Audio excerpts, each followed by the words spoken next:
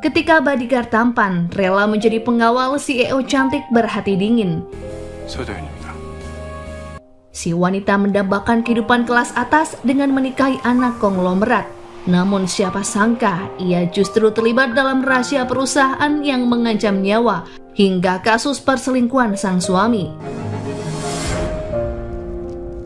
Pertemuannya dengan seorang pengawal tampan membuatnya jatuh hati karena selalu menyelamatkannya dari ambang bahaya.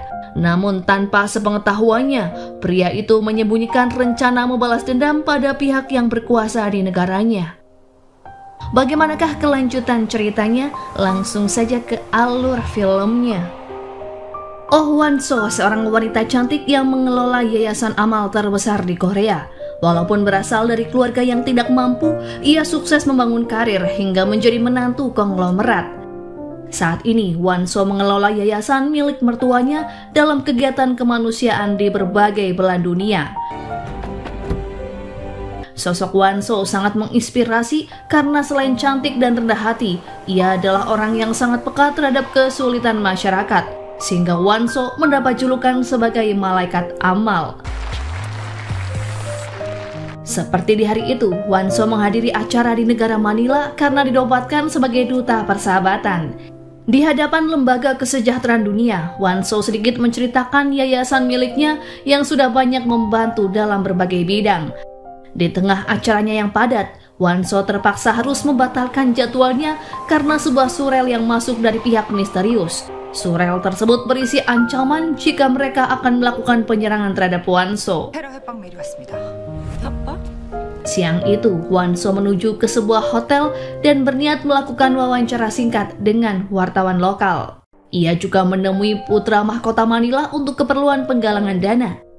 Di tempat yang sama, seorang pria tampan karismatik asal Korea bernama Do-yoon juga baru saja tiba. Sejak beberapa bulan yang lalu, ia diketahui memutuskan untuk berhenti dari kepolisian karena suatu masalah. Entah tujuan apa, Do-yoon menyambangi tempat tersebut dan menyisir area kasino yang cukup ramai. Fokusnya tertuju pada sekelompok gangster yang mengelola kawasan yang dikenal sebagai pusat bisnis gelap terbesar di Manila. Saat di toilet, samar-samar Do-yoon mendengar pembicaraan gangster yang menyebut tentang pembunuh bayaran berinisial Mr. L yang tempo lalu menghabisi polisi asal Korea. Dan kali ini, Mr. L diketahui mendapat misi yang sama di negara mereka. Sepertinya alasan Do-yoon datang adalah untuk menemukan pelaku yang menghabisi polisi yang dimaksud, yang ternyata adalah sahabat terdekatnya bernama Jung-hyuk. Tak sulit bagi Do-yoon untuk memasuki ruangan bos gangster, tepat di saat seorang pria memberikan uang 1 tas penuh kepadanya. Pria berjas hitam tersebut adalah kepala pengawal bernama Tuan Park yang bekerja di bawah naungan grup Hwain, yang mana perusahaan tersebut adalah milik mertua Hwan-so. Kalimat dan kata sandi yang disebut oleh pengawal Park membuat Do-yoon yakin jika pria itu yang memberi perintah untuk menghabisi Jung-hyuk. Suatu kebetulan, Tuan Park adalah bekas atasan Do-yoon saat mereka masih menjadi polisi. Mengetahui Do-yoon berada di Manila, Tuan Park menghubunginya untuk mengajak ketemuan. Masih teringat jelas di pikiran Do-yoon ketika ia gagal menyelamatkan sahabatnya saat dalam misi bertugas. Demi mencari pelaku yang menghabisi sahabatnya itu, Do-yoon mempersiapkan diri untuk menuju ke suatu tempat di mana ia yakini jika Mr. L akan melakukan aksi sebagai pembunuh bayaran. Pertemuan Hwan-so dan Do-yoon terjadi saat Hwan-so juga berada di area tersebut dan tiba-tiba ia diserang oleh penembak jitu. Ternyata sasaran Mr. L kali ini adalah Hwan-so. Beruntungnya pelaku yang ditembakkan ke arahnya meleset dan mengenai seorang pegawainya. Tak jauh dari tempat keributan itu, Do-yoon akhirnya sadar jika pembunuh bayaran yang sedang ia tunggu akhirnya menampakkan diri. Meski tak mengenal, Do-yoon merasa bertanggung jawab untuk melindungi Hwan-so yang saat itu dalam keadaan panik karena beberapa pengawalnya sudah terkapar. Setelah memanfaatkan air mancur untuk membuyarkan pandangan penembak, Doyun akhirnya membawa Wanso menjauh dari kota hingga pada akhirnya mereka tiba di daerah pinggiran. Merasa sudah aman di tangan orang yang tepat, Wanso baru bertanya siapakah Doyun dan alasan mengapa ia mau menolong. Doyun mengaku jika dirinya hanya orang lewat dan tak sengaja melihat kejadian itu. Setelah memperbaiki mobil milik Wanso, Doyun menemukan alat GPS dan beranggapan jika alat tersebut sebaiknya dibuang saja agar tak ada satupun yang bisa melacak keberadaannya. Doyun juga ragu jika kepolisian Manila berpihak pada mereka sehingga ia membawa Wanso ke tempat tinggalnya yang tak jauh dari area itu. Setibanya di rusun yang sederhana, Doyun langsung mengobati luka di lengannya yang terlihat parah. Ia juga menjamin keselamatan Wanso asalkan wanita itu menghubungi orang yang bisa dipercaya dan meminta orang tersebut untuk menjemputnya di kantor kedutaan. Namun ternyata tak ada satupun nomor yang Wanso hafal, termasuk nomor suami dan kakaknya sendiri. Keduanya sempat saling pandang saat Doyun membantu Wanso membersihkan noda di wajahnya. Setibanya di kantor kedutaan, suami Wanso yang bernama Yongguk merasa lega setelah melihat istrinya baik-baik saja. Ia meminta Wanso untuk membatalkan acara pesta yang akan digelar esok hari karena sepertinya kejadian barusan membuat Wanso sedikit terguncang. Sepertinya hubungan Wanso dan suaminya tidak begitu harmonis karena ia bahkan tak mengindahkan ucapan suami dan acuh terhadapnya. Melihat tanda tangan Doyun yang saat itu membuat surat pernyataan di kedutaan, Tuan Pak yakin jika Doyun adalah mantan anggota polisi yang sebelumnya sempat ia ajak ketemuan. Setelah mengucapkan terima kasih atas pengorbanan Doyun, kepala pengawal ternyata memberikan tawaran pekerjaan untuk bergabung di perusahaan wine. Karena saat itu Doyun mengaku jika dirinya hanya bekerja serabutan setelah keluar dari anggota kepolisian. Semalaman, Doyun mempertimbangkan tawaran dari kepala pengawal demi misi membalas dendam atas kematian Jung Hyuk.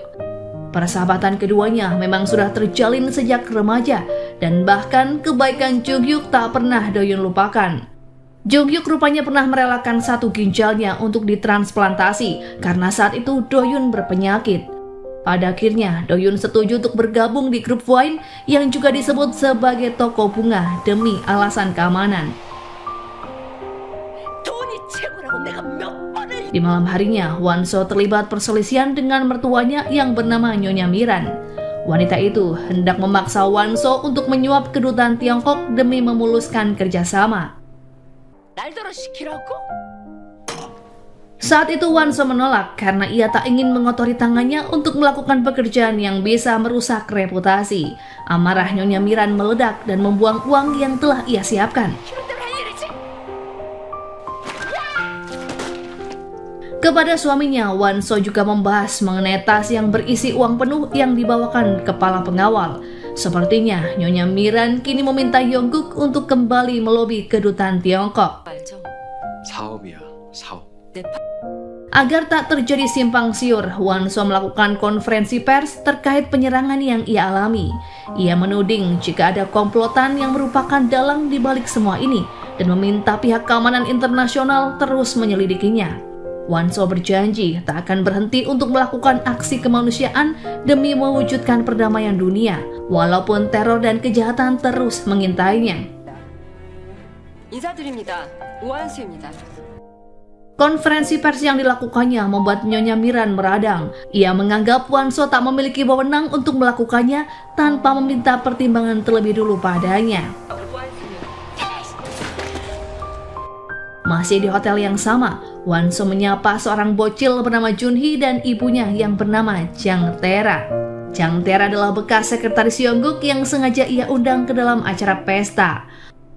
Melihat Junhee, seketika mengingatkan anak kandung Wanso yang juga berusia sepantaran. Namun sayang, kini bocah tersebut sudah meninggal akibat tragedi kecelakaan.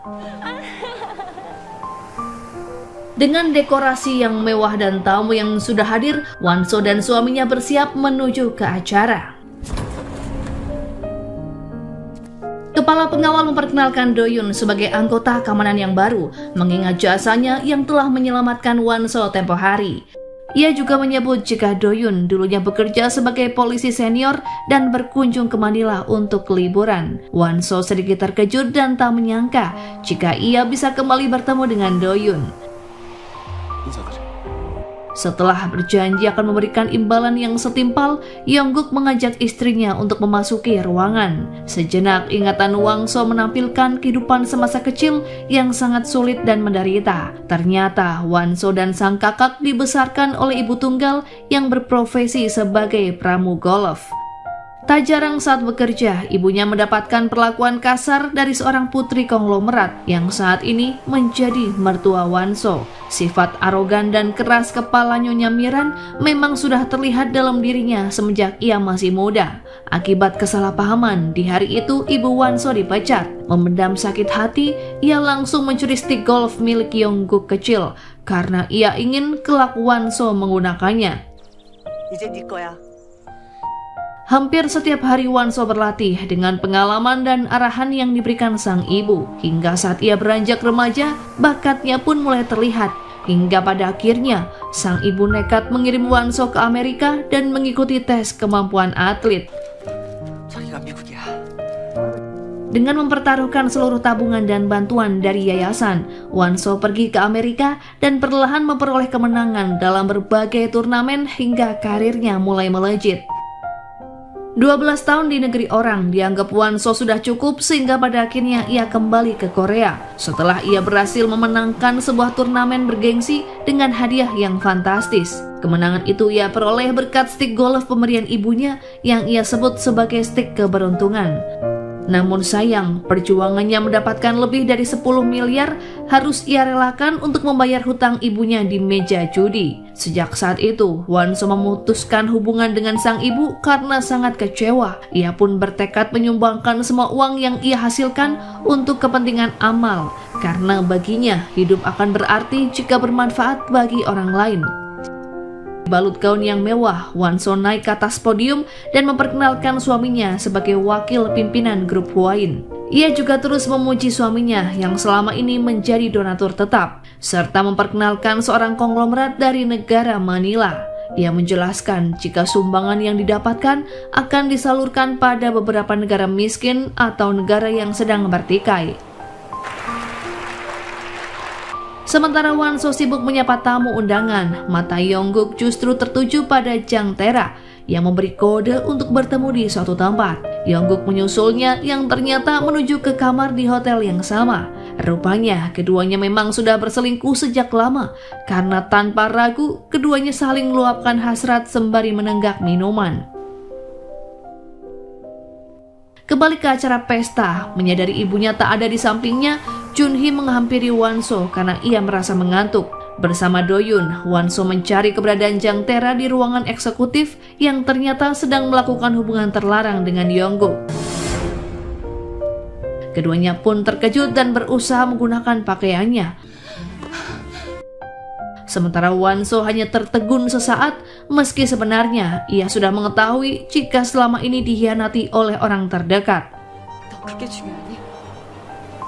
Jang Tae-ra berusaha menjelaskannya, namun setelah sadar jika Won-so selama ini berpura-pura, ia langsung bertanya sejak kapan Won-so mengetahui perselingkuhannya dan alasan mengapa Won-so selalu menutup mata. Sembari menahan luka di hati, Won-so mengingatkan keduanya jika saat ini banyak reporter, sehingga mereka harus menjaga sikap agar tidak ketahuan. Dengan tangan yang masih gemetaran, Won-so keluar dari kamar dan langsung menatap ke arah Doyun, seolah Doyun memang sudah tahu apa yang sedang terjadi. Demi menjaga citra di depan publik, mau tak mau Won-so harus berpura-pura seolah tak terjadi apa-apa. Ia berdansa dengan sang suami yang sebenarnya tak pernah ia cintai. Penampilan keduanya pun sukses menciptakan rasa kagum bagi semua orang dan menganggapnya sebagai panutan pasangan ideal karena mengira Won-so sangat beruntung mendapatkan Yongguk, begitu pula sebaliknya. Dari kejauhan, Jang Tae-ra hanya bisa menahan kecemburuan, namun ia sadar posisi. Senyum kepalsuan terus Won-so pancarkan hingga acara pesta selesai. Baru setelahnya Won-so mendatangi Jang Tera dan melaporkan perselingkuhannya di depan ibu mertua. Setelah Tera pergi, Won-so membuang gelas yang ada di meja karena Nyonya Miran mengawali pembicaraan dengan kebiasaannya yang buruk, yang selalu melempar barang ke arah orang yang tidak ia sukai. Dari perkataan Nyonya Miran, Won-so yakin jika ibunya sudah mengetahui perselingkuhan Yongguk. 회장님도 알고 계셨단 소리네요. Mengira Won-so akan menceraikan suaminya, namun ternyata Miran sangat terkejut dengan keputusan menantunya yang tetap bertahan sebagai anggota keluarga Hwain. Won-so bahkan mengancam Nyonya Miran agar tak ikut campur dengan yayasan. Apalagi baru-baru ini ia mendapat kabar jika mertuanya berusaha mengambil dana tanpa sepengetahuan Won-so. Won-so menegaskan jika yayasan Now adalah miliknya karena sejauh ini ia berkeliling dunia untuk memperbesar yayasan, sehingga pencapaian ini pun adalah murni jerih payahnya. Terlihat jika Nyonya Miran sangat membenci sang menantu dan bahkan berniat menghabisinya suatu saat nanti. Di malam itu Won-so minum seorang diri di bar hotel. Pengawal mengantarkannya dan berniat menunggu di depan pintu. Namun Won-so menyuruhnya untuk pulang karena ia merasa tak butuh pengawalan. Won-so teringat momen pertemuannya dengan Yongguk saat keduanya menjadi sukarelawan di negara Afrika. Meskipun baru beberapa kali bertemu, Won-so terkesan dengan kepedulian Yongguk dan bantuan keluarganya yang telah mensponsori karirnya selama ini. Dan ternyata Gayung pun bersambut karena saat keduanya akan kembali ke Korea, Yongguk justru melamar Won-so dan mengajaknya untuk bertemu dengan Nyonya Miran. 이렇게 생겼구나. Kesan pertama Won-so bertemu dengan calon mertuanya sebenarnya tidak begitu menyenangkan karena Miran tanpa ragu membahas latar belakang Won-so yang berasal dari keluarga miskin, dan saat ini Won-so hanya memiliki sang kakak karena ibunya yang menghilang entah kemana. 엄마는 오빠랑만 연락. Pada akhirnya Miran merestui pernikahan putranya dengan Won-so karena citra wanita itu yang bersih. Mengingat Won-so juga merupakan model kecantikan dari salah satu produk yang diluncurkan oleh grup Hwain, dan produk itu pun laris di pasaran. Meskipun terlihat sebagai wanita yang cukup menakutkan, namun saat itu Miran mempercayakan yayasan amal yang selama ini ia kelola agar Won-so bisa mengembangkannya. 제 연락 줍니다. Kakak Won-so yang bernama Hyun-so juga diminta menandatangani surat perjanjian pra-pernikahan dan diperintahkan untuk berbohong di depan Won-so jika saat ini ibu mereka sudah berada di luar negeri, sehingga Won-so tak perlu mengharapkan kedatangannya di pesta pernikahan. Kembali ke masa sekarang, jika mengingat perlakuan Miran terhadapnya selama ini benar-benar membuat Won-so muak. Namun apapun yang terjadi, ia tak bisa meninggalkan grup Hwain karena sebuah alasan. Dari luar bar, Doyun melihat Won-so seorang diri tanpa pengawalan. Ia langsung menghampiri wanita itu karena merasa harus melindunginya. Dalam keadaan sempoyongan, Won-so berniat kembali ke kamar, yang mana Doyun terus berada di belakangnya.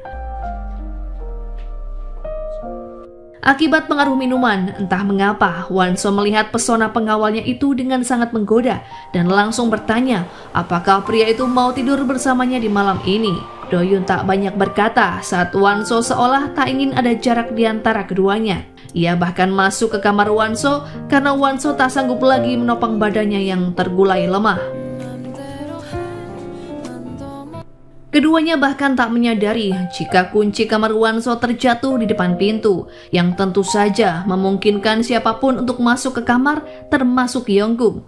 Saat itu, Yongguk memang sedang ingin menemui sang istri. Namun beruntungnya, kepala pengawal datang hingga Yongguk batal masuk setelah mengetahui jika sang istri mabuk berat dan butuh istirahat. Won-so terus berusaha menahan Doyun di malam itu. Sepertinya ajakan menggiurkan dari atasannya itu tidak ditanggapi oleh Doyun, karena beberapa saat kemudian Won-so hanya berbaring seorang diri dengan perasaan yang kesepian. Setelah kejadian semalam, keesokan harinya Won-so terlihat canggung saat bertemu dengan Doyun. Ia tak habis pikir mengapa semalam menawarkan hal intim kepada pengawal yang baru ia kenal. Meskipun sebenarnya Won-so yakin jika Doyun adalah pria baik. Singkat cerita, rombongan tiba di Seoul. Kepala pengawal membawa Doyun ke rumah utama yang disebut sebagai Istana Hwain. Ia diberi arahan tentang ruangan apa saja yang ada di rumah tersebut, termasuk tugas utama Doyun yang tak lain adalah sebagai pengawal pribadi Won-so. Sedikit Doyun membahas tentang kematian Jong-hyuk, yang mana saat itu kepala pengawal juga menyayangkan kasus tersebut yang tidak bisa mereka selidiki karena mereka tidak memiliki kewenangan. 이사장님께서 서 팀장님. Beberapa saat kemudian, seorang pengawal cantik bernama Lee Jin diperkenalkan kepada Doyun. Ia memberitahu Doyun jika saat ini Won-so ingin bertemu dengannya.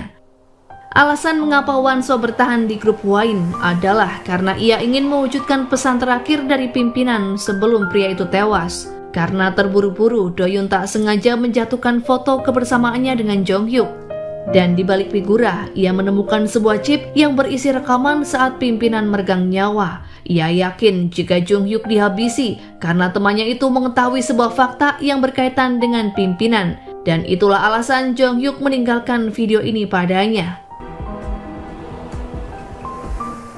Doyun bergegas menemui Won-so. Ia ingin mengungkapkan kekhawatirannya jika ada seseorang yang berniat menghabisi wanita itu yang diduga dilakukan oleh orang terdekat. Mulai saat ini, Doyun meminta agar Won-so tak percaya pada siapapun dan ia berjanji akan terus melindunginya. Doyun pada akhirnya mengaku jika kedatangannya ke Manila adalah untuk mencari kebenaran mengenai kematian sahabatnya yang ia yakini pelakunya adalah orang yang sama dengan pelaku penyerangan Won-so. Won-so tak percaya begitu saja dengan ucapan Doyun, terlebih sampai saat ini ia masih yakin jika dalang di balik penyerangannya adalah jaringan mafia internasional yang tak suka dengan kegiatan Yayasan Now. 범인이 누군데요? 왜 날 죽이려 하는데요? 잡으면 물어보죠. Flashback 2 tahun yang lalu saat Doyun dan Jong-hyuk mendapat tugas dari atasan mereka di kepolisian. Doyun saat itu ditugaskan menjadi pasukan pengamanan presiden, sementara Jong-hyuk bertugas dalam sebuah misi penting. Ia diminta untuk menyelidiki dana taktis konglomerat yang akhir-akhir ini menemui presiden. Sebenarnya saat itu Doyun merasa ada yang janggal karena saat itu atasannya meminta padanya untuk menjaga rahasia di antara mereka bertiga saja dan memintanya untuk melaporkan semua informasi yang keduanya dapatkan. Beberapa waktu kemudian Jong-hyuk justru dikirim ke luar negeri karena harus mengawasi gangster asal Tiongkok yang bermarkas di Manila. Gangster tersebut diduga mengelola bisnis haram. Pada saat itu, Doyun tahu jika Jong-hyuk sedang menyelidiki kasus kematian pimpinan Kim yang tak lain adalah petinggi grup Hwain. Jong-hyuk yakin jika gangster tersebut berkaitan dengan kasus pencucian uang yang dilakukan grup Hwain sehingga ia harus menyelidikinya. Namun naas, Jong-hyuk harus tewas dalam sebuah insiden tepat di saat Doyun datang ke Manila. Saat itu, Doyun geram pada atasan karena menutupi penyelidikan sahabatnya dan memutuskan untuk keluar dari kepolisian demi menentang atasannya itu. Kembali ke masa kini, sikap Doyun dalam mengawalnya justru membuat Won-so semakin canggung. Saat di kantor yayasan, Won-so didatangi oleh kakaknya. Pria itu meminta Won-so untuk mengawasi saudara iparnya yang bernama Yong-min yang juga adik dari Yong-guk. Menurutnya, Yong-min selama ini terlalu mencampuri urusan bisnis Won-so. Won-so mengutarakan niatannya untuk mengubah yayasan menjadi organisasi internasional agar mertuanya tak semena-mena untuk mengambil dana yayasan. Meski ditentang oleh sang kakak, Won-so akan mengupayakannya karena ia juga tak ingin terlibat dalam kasus pencucian grup Hwain karena Won-so juga tak berniat menceraikan suaminya. Sepulang bekerja, Won-so berkunjung ke rumah Jang Tae-ra. Ia marah dengan perbuatan wanita itu yang begitu sembrono karena tak mengunci kamar hotel di saat ia berselingkuh dengan Yong-guk. Meskipun ia sebenarnya tak begitu sakit hati, namun Won-so berkata jika ia tak akan mempertaruhkan reputasinya hanya untuk skandal murahan. Pada akhirnya, Won-so juga mengetahui jika Jun-hae adalah darah daging Yong-guk. Dan ternyata banyak wanita lain di kehidupan Yong-guk sebelum menikah dengan dirinya. 그똥 다 치운 거 누구냐고. 너 똥 아니야? Won-so sangat terkejut saat mengetahui jika tujuan Yong-guk menikahinya adalah demi menutupi sebuah kasus narkoboy. Mengingat saat itu citra Won-so sangatlah baik dan dikenal sebagai sosok terpuji dan tanpa gosip. Meski sudah dibongkar habis-habisan tentang rahasia Yong-guk, tetap saja Won-so tak berniat menceraikannya. 안해? 평생 첩으로 살아 넌. Setibanya di rumah, Nyonya Miran justru ingin membawa Junhee pindah ke rumahnya. Ia berdalih jika Junhee memiliki hak yang sama karena ia darah daging dari Yongguk. Merasa tak sependapat dengan Nyonya Miran, Wonso justru meminta Yongguk untuk mengirim Jang Tae-ra dan Junhee ke luar negeri. Namun Yongguk sepertinya tak bisa menolak apa yang sudah menjadi keinginan ibunya. 회장님 통할 거 없어. Di malam yang sama, Jang Tae-ra menemui Miran. Ia menuding jika Wonso telah mengancamnya. Setelah mendapatkan hasil DNA Junhee, Nyonya Miran berniat melakukan foto keluarga di keesokan harinya. Betapa terkejutnya Wonso karena ternyata Junhee juga dilibatkan karena sudah diterima menjadi bagian dari keluarga Hwain. Ia langsung meninggalkan arena pemotretan karena muak melihat Jang Tae-ra yang mulai berlagak dan seolah mencari perhatian di depan Yongguk. Meskipun keberatan, namun pada akhirnya Wonso tak bisa berbuat apa-apa karena Miran seolah ingin Junhee menggantikan posisi anak kandungnya yang sudah tewas 5 tahun silam. Wonso bahkan didesak untuk memiliki keturunan, bahkan di saat sebenarnya ia tak pernah tidur satu ranjang dengan sang suami. 그 아이를 Keesokan harinya, Wonso sangat terkejut karena Junhee akan tinggal satu rumah dengannya. Bahkan anak itu menempati bekas kamar Junhee yang tak lain adalah mendiang putra Wonso. Melihat barang-barang kesayangan putranya dipindahkan ke gudang, membuat Wonso tak kuat menahan kesedihan, hingga ia berniat pergi mengemudikan mobilnya seorang diri. Nyaris Wonso tertabrak truk saat ia baru saja keluar dari gerbang rumahnya. Doyun yang sudah mengetahui keberadaan Wonso langsung menyusul dan masuk ke dalam mobilnya, sembari berkata jika ia akan menemani Wonso meskipun wanita itu tidak memintanya. Beberapa jam kemudian, keduanya tiba di tepian pantai dan sejenak Wonso bisa menenangkan diri. Lagi dan lagi, Wonso dibuat tersentuh dengan perlakuan Doyun yang mengelap kakinya menggunakan sapu tangan. Wonso berkata jika ia sebenarnya tipe orang yang tidak mudah percaya pada orang lain. Namun kali ini Wonso akan berusaha percaya pada Doyun jika pria itu bisa menemukan bukti dan alasan Jung Hyuk dihabisi dan keterkaitannya dengan dirinya. Doyun lalu mengantar Wonso ke villa pribadi di luar kota. Namun ternyata Yongguk sudah berada di tempat tersebut karena ia yakin istrinya akan datang ke villa jika sedang ada masalah. 지금 뭐 하는 거야? Setelah menyuguhkan minuman pada Wonso, Yongguk ternyata mengutarakan niatannya untuk memiliki anak lagi. Merespon sikap istrinya yang dingin dan bahkan tak mau disentuh, membuat Yongguk marah dan memaksa sang istri untuk melayaninya. Di luar villa, Doyun melihat keributan tersebut sehingga ia memisahkan keduanya. Setelah semua terkendali, Wonso meminta Doyun untuk pergi bersamanya. Sementara Yongguk menelan pil kekecewaan karena Wonso terlihat tidak mencintainya lagi. Sepanjang perjalanan, Wonso hanya terdiam tanpa memberitahu tujuan mereka, sehingga Doyun mengantarkannya ke rumah keluarga. Keesokan harinya, sekretaris memberitahu Wonso jika ada 2 acara yayasan yang harus ia datangi. Dari keterangan sekretaris, Wonso baru mengetahui jika suaminya semalam tak pulang dan memilih pergi ke apartemen menjelang pagi buta. Sementara Doyun dan Lee Jin berada di perusahaan Hwain, wanita itu berniat memperlihatkan sistem keamanan dan ruang kendali CCTV yang memantau seluruh kantor pusat dan anak perusahaan. Tak hanya itu, Doyun juga bertemu dengan kepala pengawal yang mana pria itu langsung memperkenalkan Doyun dengan para pengawal yang lain. Kemampuan Doyun memang patut diperhitungkan yang membuat mereka terkesan. Dalam arena boxing, tak sulit bagi Doyun untuk melawan seorang rekan yang selama ini dikenal paling tangguh. Setelahnya, Doyun mengobrol bersama kepala pengawal. Ia bertanya tentang suatu hal yang selama ini ingin ia tanyakan, yakni tentang penyebab kematian pimpinan grup Hwain dan keberadaan anak kandung Wonso. Mendengar hal itu, kepala pengawal berubah ekspresi menjadi tak nyaman dan tak ingin merespon apalagi menjawab pertanyaan Doyun. Terlebih saat Doyun berkata jika pertanyaan itu muncul dari seorang juniornya yang merupakan anggota polisi. Ia menyuruh Doyun untuk membaca koran jika memang ingin mengetahui fakta mengenai kematian pimpinan Kim yang diceritakan tewas akibat serangan jantung di rumah pribadinya. Doyun lalu menemui seorang petugas untuk meminta rekaman CCTV yang ia butuhkan. Ia beralasan membutuhkannya untuk membiasakan diri dalam bertugas. Doyun mengecek ruang kerja Yongguk untuk menemukan petunjuk, namun hasilnya nihil.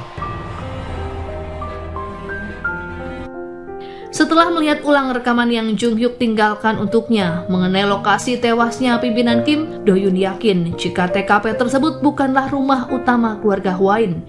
Kecurigaan Doyun semakin menguat jika pimpinan dihabisi oleh seseorang, dan kemungkinan besar Jung Hyuk mengetahui siapakah pelakunya, sehingga ia juga dihabisi oleh mereka.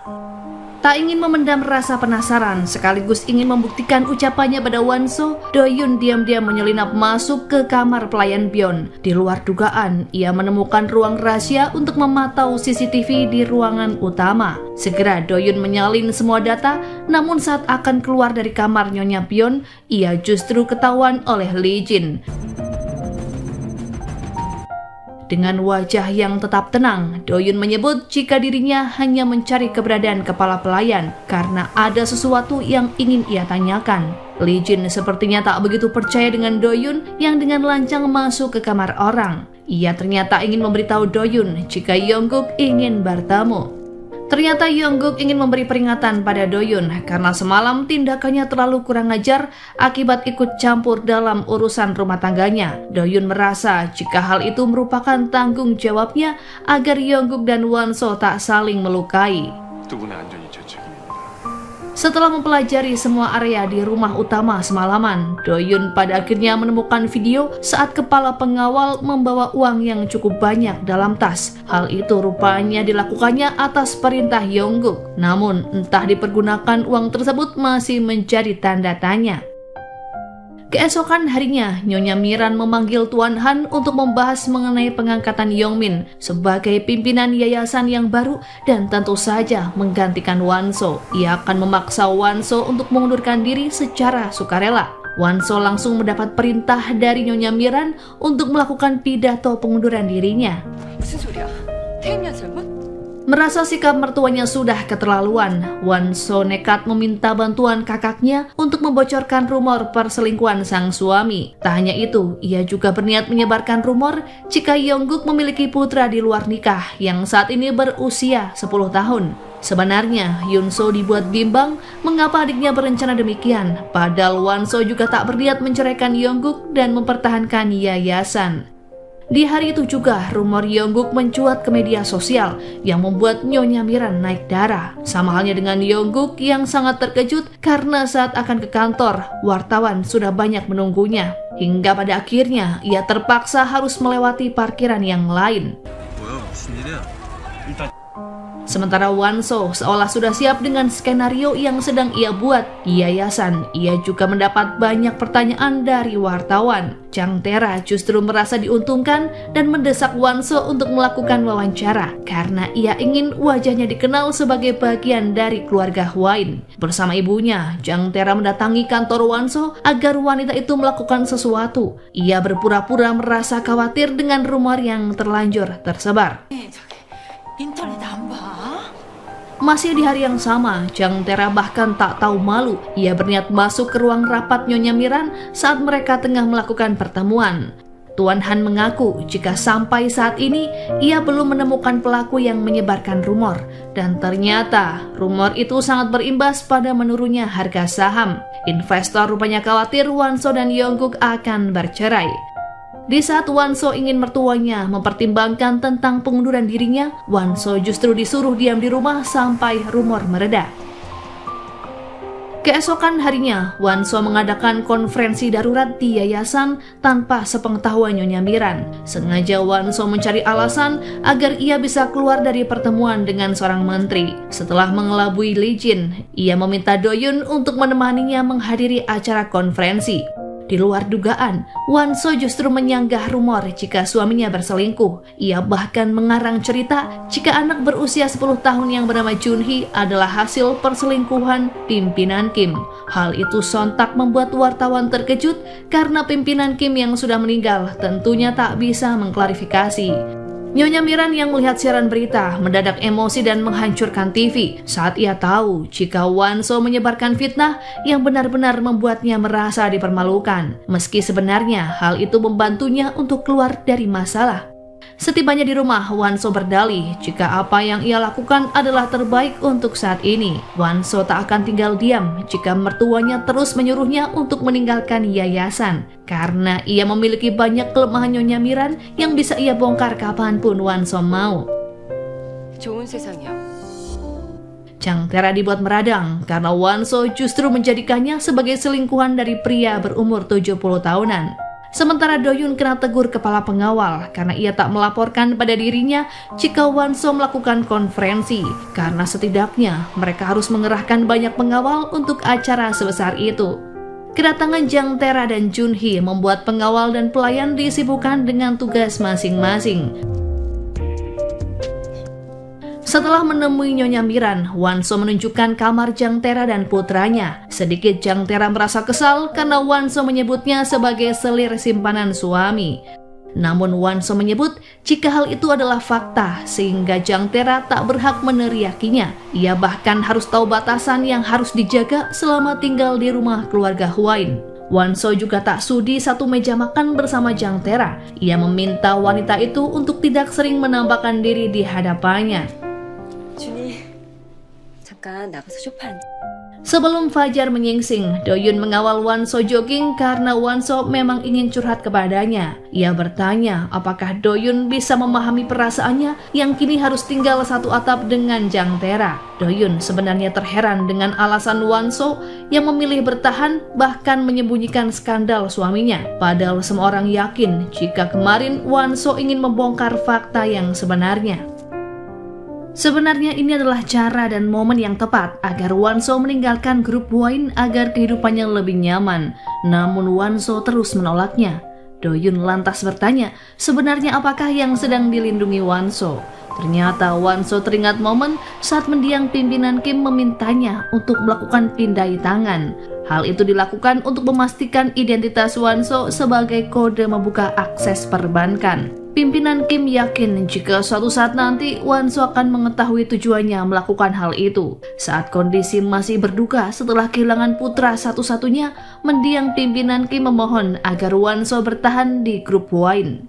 Meski sadar jika nyawanya dalam bahaya, namun Wanso bertekad menghadapinya ketimbang terus bersembunyi. Terpaksa Doyun menjelaskan tentang kasus kematian pimpinan Kim yang tewas bukan di rumah utama, serta keterlibatan seseorang berinisial Tuan L yang menjadi pelaku penyerangan sahabat serta Wanso di Manila.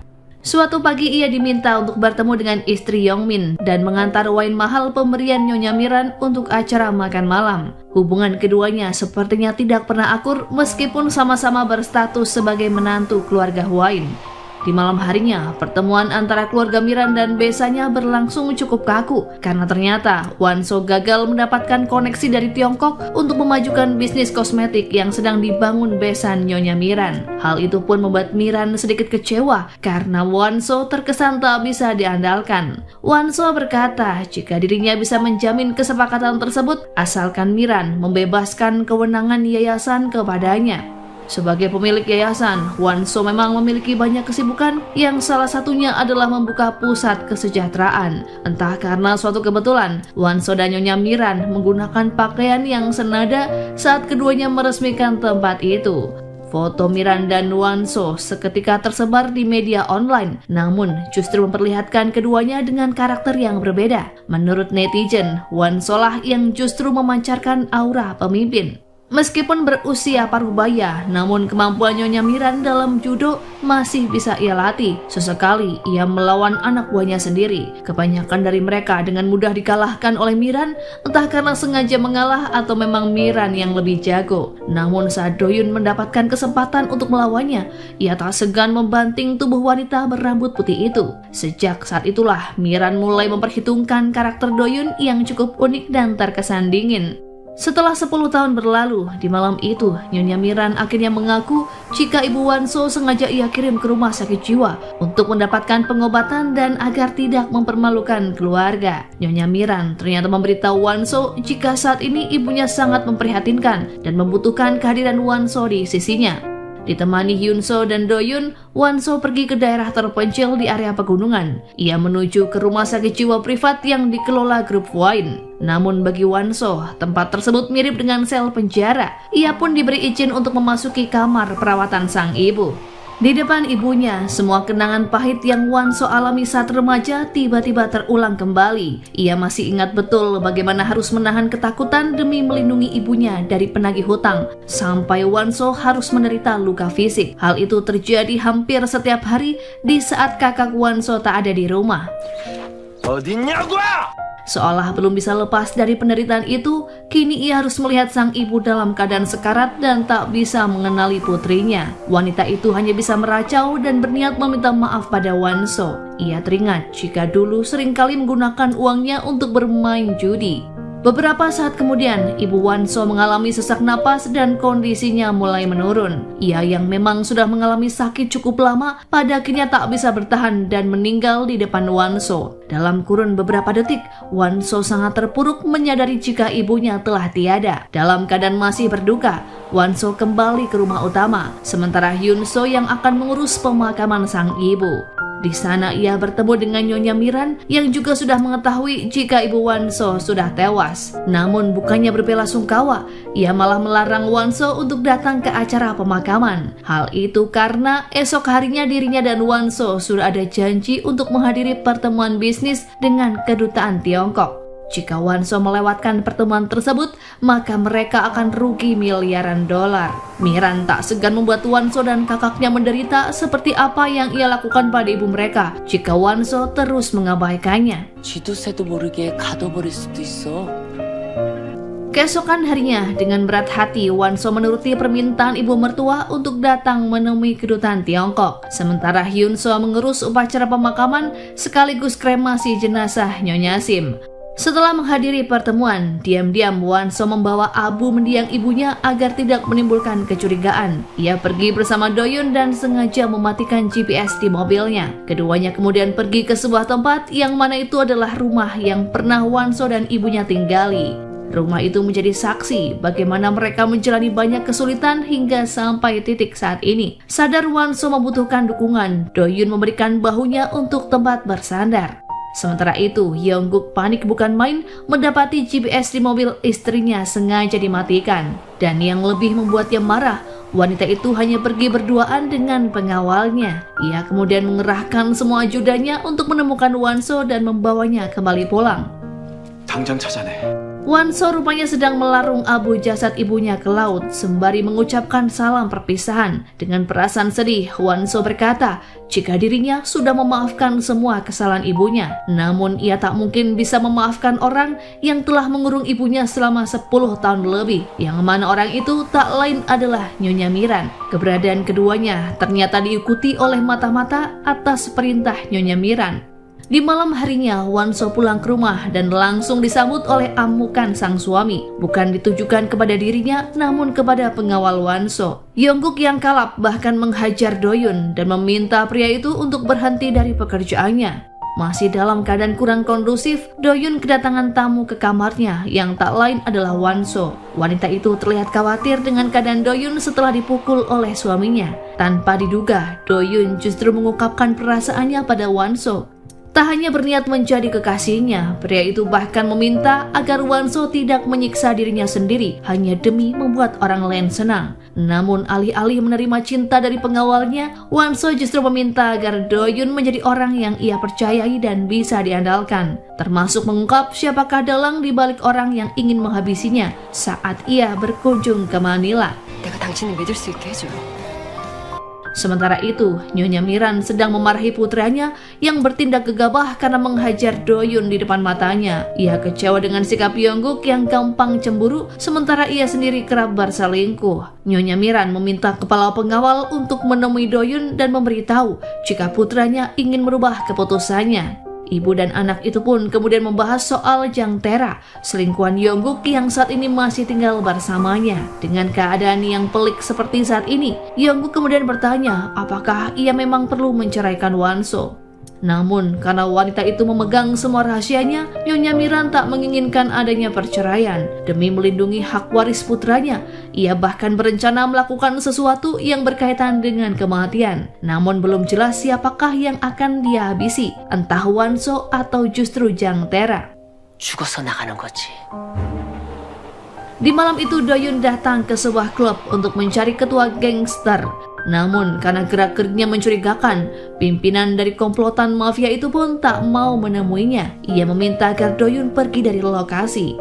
Bersamaan dengan kepergiannya, pimpinan geng menelpon kepala pengawal dan berkata jika ada pria misterius yang sedang mencarinya. Dan setelah dilihat dari rekaman CCTV, kepala pengawal sangat terkejut karena pria yang dimaksud adalah Doyun. Keesokan harinya, kepala pengawal memanggil Doyun untuk datang ke ruangannya sembari membahas alasannya mencari ketua gangster. Pria itu juga bertanya apakah sebenarnya tujuan dari Doyun selama ini.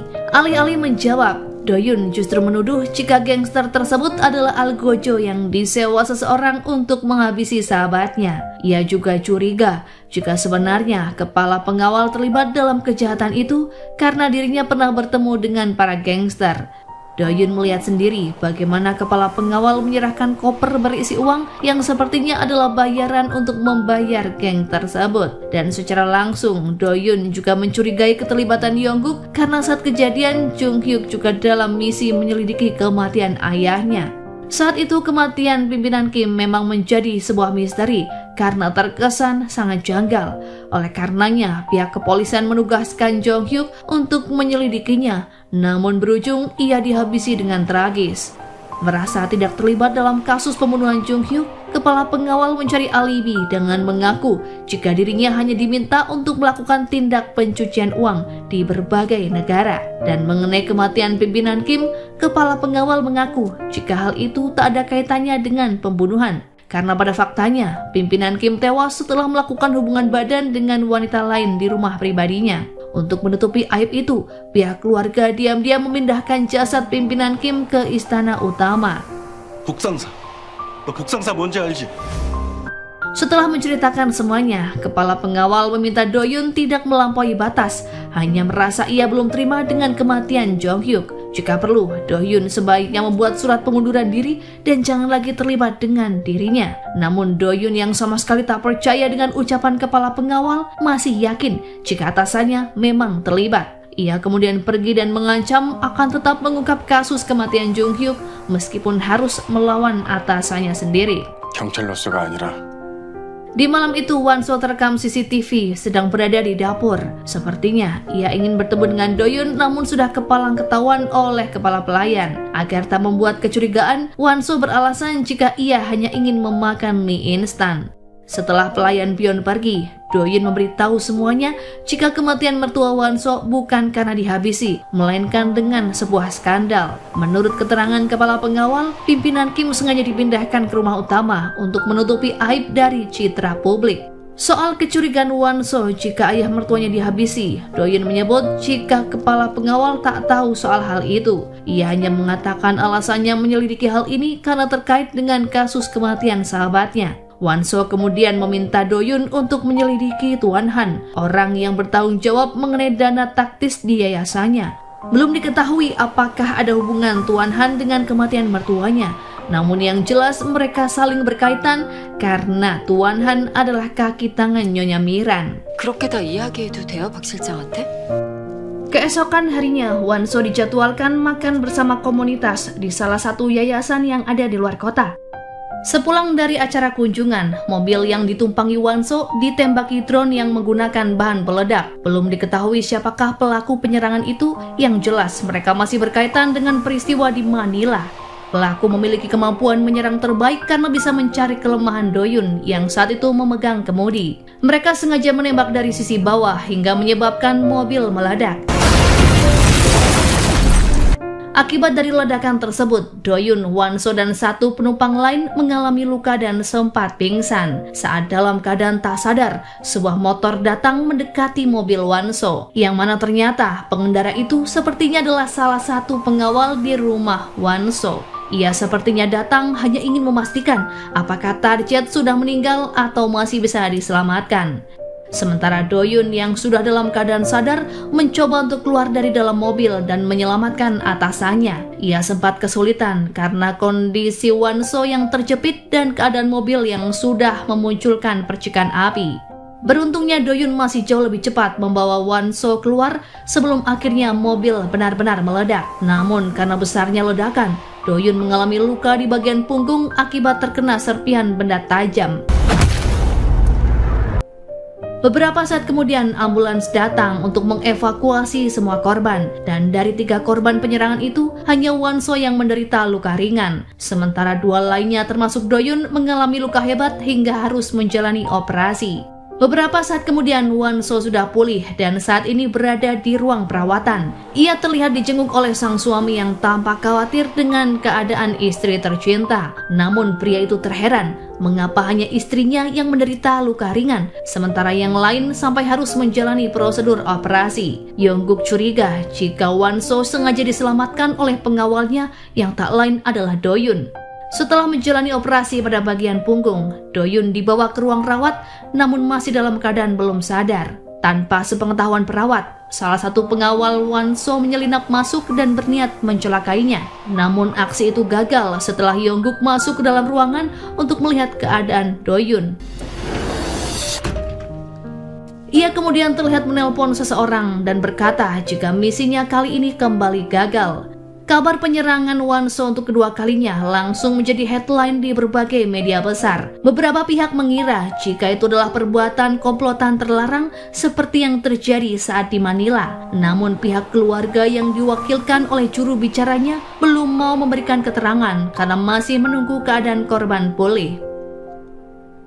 Di rumahnya, Nyonya Miran kedatangan komisaris jenderal yang langsung mendapat pengawalan ketat dari staf keamanan Istana Utama. Dalam pertemuan itu, Nyonya Miran sangat menyayangkan keamanan pemerintah Korea Selatan. Ia lalu meminta agar segera menangkap pelaku dan memberikan hukuman. Namun tanpa sepengetahuan Nyonya Miran, Tuan Han justru meminta agar kasus itu tidak diperpanjang. Ia beralasan jika komisaris jenderal dan BIN Korea bertindak, maka hal itu akan berpengaruh pada stabilitas saham di perusahaan.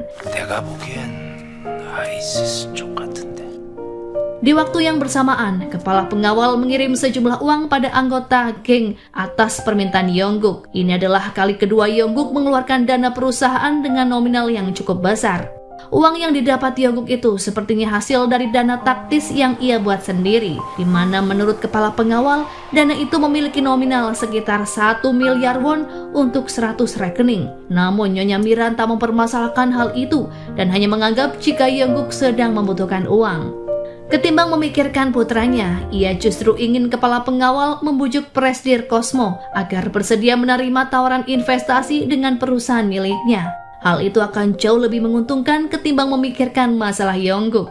Di malam itu, Miran terlihat menemui kepala pengawal dan tanpa sengaja diketahui oleh Yongguk. Sejak masih kecil, ia memang sudah mengetahui jika ibunya memiliki hubungan khusus dengan kepala pengawal. Yongguk bahkan pernah memergoki mereka tidur berdua dalam satu kamar. Dan parahnya, mendiang pimpinan Kim juga sudah mengetahui skandal istrinya. Kepala pengawal dan Doyun terlibat pertengkaran terkait siapakah dalang di balik pembunuhan Jung Hyuk dan pimpinan Kim. Masih sama seperti sebelumnya, Doyun tetap mencurigai kepala pengawal terlibat dalam pembunuhan itu. Selain kepala pengawal, ia juga mencurigai keterlibatan Yongguk yang kerap mengirimkan uang pada anggota gangster. Doyun kemudian meminta agar kepala pengawal mengaku tentang alasan pelaku tega berbuat demikian. Dan setelah dipaksa, pria itu menjawab jika pelaku mengincar Yayasan No yang mana itu adalah tempat menyimpan dana taktis. Namun yang lebih mengherankan, mengapa harus pimpinan Kim yang menjadi sasaran, padahal sebenarnya ia tak terlibat dalam permasalahan itu. 말도 안 되는 소리다. 부회장님도 Keesokan harinya, Won-so menemui Doyun di kediamannya. Ia meminta pria itu untuk mengambil buku dana taktis di pavilion Tuan Han. Ia rupanya ingin Doyun membawa buku tersebut dan jangan sampai ada orang yang tahu. 그걸 확보해 주세요. Tak butuh waktu lama, Doyun datang ke pavilion Tuan Han yang saat itu baru pulang latihan golf. Karena ruang pribadinya dikunci, ia mencoba menggunakan sidik jari Tuan Han yang diambil dari gelas bekas minumnya. Setelah membuat duplikat, Do-yun akhirnya berhasil masuk ke dalam ruangan tersebut dan mencari buku taktis yang ia cari. Tanpa ia sadari, aksinya ternyata dilihat oleh pengawal lain yang sedari tadi curiga dengan gerak-gerik Do-yun. Namun belum sempat melapor pada Tuan Han, pria itu lebih dulu datang ke ruang kerjanya untuk mengambil sesuatu. Beruntungnya, saat memasuki ruangan, Do-yun sudah berhasil keluar dan membawa buku yang ia cari. Sialnya, buku yang dibawa oleh Do-yun ternyata palsu, karena yang asli masih disimpan di dalam brankas. Do-yun lalu kembali ke rumah Wan-so dan berniat memberikan buku dana taktis yang ia ambil dari rumah Tuan Han. Namun saat masih debat tentang siapa yang mau membuka buku itu, tim kejaksaan tiba-tiba datang dengan membawa surat perintah penggeledahan. Tak hanya menggeledah rumah Wan-so, jaksa juga menangkap Yun-so yang diduga melakukan penggelapan dana perusahaan. 나오재단 압수수색 무슨 일입니까?